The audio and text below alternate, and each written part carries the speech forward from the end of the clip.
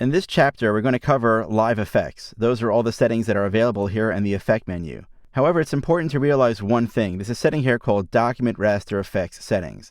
I'm going to go ahead and choose that option right here because it allows you to specify a resolution for your particular document. Now, this file, which I'm working on right now, which if you'd like to work along, it's in chapter 14 of your exercise files. It's called Resolution Settings, was a file that I first created using the web profile. The web profile automatically chooses a resolution setting of screen or 72 pixels per inch. Let me just show you, by the way, where you find that. If I go ahead and I type in Command-N to create a new document, and I choose a new document profile, there's web, there's print, for example. I'll choose web. Take a look over here at the advanced setting, where it says raster effects. Right now it's set to 72 pixels per inch. Notice if I change to the print profile, that changes to 300 pixels per inch. So that's where that resolution is set. Now, it's important, though, to get your resolution set right when you first start your document, because once you change your resolution later on, it could cause some problems. Now, I'm showing this to you, though, because many people don't understand the fact that when we had a discussion earlier on in this particular video title, we discussed how Illustrator doesn't really focus on resolution at all. There are no pixels that come into play.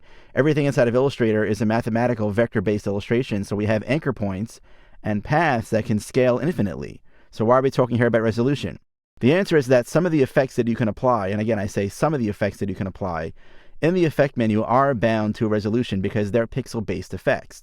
For example, one of them is something called the drop shadow effect. For example, if I click on this text right here, I can go to the effect menu here, and I can choose Stylize Drop Shadow. I click OK. This soft drop shadow is a pixel-based effect. It prints as a raster. The text itself is vector-based, but the drop shadow beneath it over here is a pixel-based effect, which means that I really need to have a resolution set for it. So there are a couple of things to know about Illustrator itself. If you notice in the effect menu here, there are these settings that are split up into two sections. There's something here called Illustrator Effects. For example, 3D, convert to shape, crop marks, all that kind of stuff. And then there are these items called Photoshop effects. And those are here, for example, artistic or blur, Gaussian blur, for example. And what I call these are below the line effects. These are above the line effects, and these are below the line effects. Obviously, the Photoshop effects all rely on pixels. For the Illustrator effects, there are some of them that rely on pixels, and those are the ones that are found in the Stylize submenu, and they're referred to as either the feather command, the drop shadow command, or the inner and outer glow command. But all the others, though, are all vector-based effects, so you don't really care that much about the document raster effect setting, at least with regards to resolution. However, let's take a look and see exactly what happens here inside of Illustrator when we make some changes in our system. So right now, I'm going to choose Document Raster Effect Settings, and we're going to make note over here of the fact that right now the resolution is set to 72 pixels per inch. I'm going to leave this drop shadow set over here, but let's focus on this wetsuit that we have right here. And we want to go ahead and maybe apply a Gaussian blur to it. So I'm going to go to the Effect menu. I'm going to choose under the Photoshop effects, Blur, and then I'll choose Gaussian Blur. And notice that right now the blur itself is measured in pixels. Pixels in this case is what we refer to as an absolute measurement. There's no question about how many pixels you have or what defines a pixel. A pixel is defined by the resolution in your file. So right now, let's choose a radius of, let's say, 5 pixels. Click OK. And now I see a nice little soft edge on that. But watch what happens now if I change the resolution of my file. I'm going to go to the Effect menu. I'm going to choose Document Raster Effect Settings. And I'm going to change it to a high resolution. Let's say I realize now at this point, I started off a file and I designed it using the web-based profile. So it started off with 72 pixels per inch for my resolution of my document. And now I get to a point where, hey, I have this logo. I now need to repurpose it or reuse it for some print-based brochure. So I simply take that and I copy and paste it into a print-based design. Or I simply come here into my Document Raster Effect Settings and I change it to 300. And by the way, it could be that I, as a designer, don't do this, but maybe my printer, who knows that I have to print at a higher resolution, changes my file to 300 pixels per inch. Well, when I click OK, take a look at the effect that happens right over here. This particular soft edge that I had on that shape is not as soft as it once was.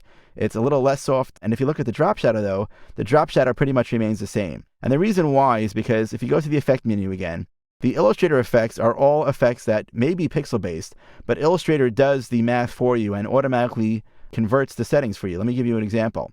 If you go here where it says Stylize, and you see where it says Drop Shadow, in fact, I'm just going to come over here to the Appearance panel, update the drop shadow by clicking on it to edit it.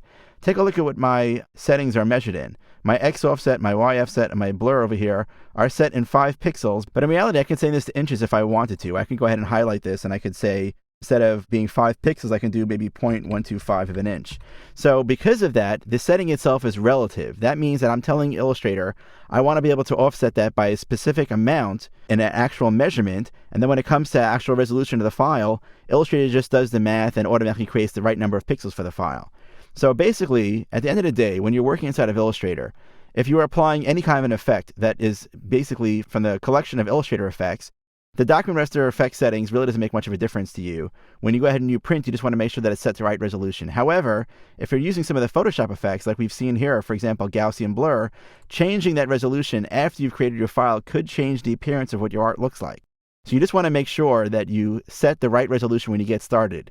And this is also why it's important for you to choose the right profile when you first start working on a document. Now that we have an idea of what the resolution is inside of a file, we can probably forget about it. As long as we know that we're always choosing the right profile, we'll always be okay. And we just have to keep in mind when we move artwork from, let's say, a web profile document into a print profile document, you could basically adjust your blur accordingly. For example, to fix the problem here, I could simply click on this object, change the Gaussian blur to something that uses maybe 15 pixels, and now I get a much softer edge. Now I'm working with a higher resolution document. If this were going to print, I would be able to then do that.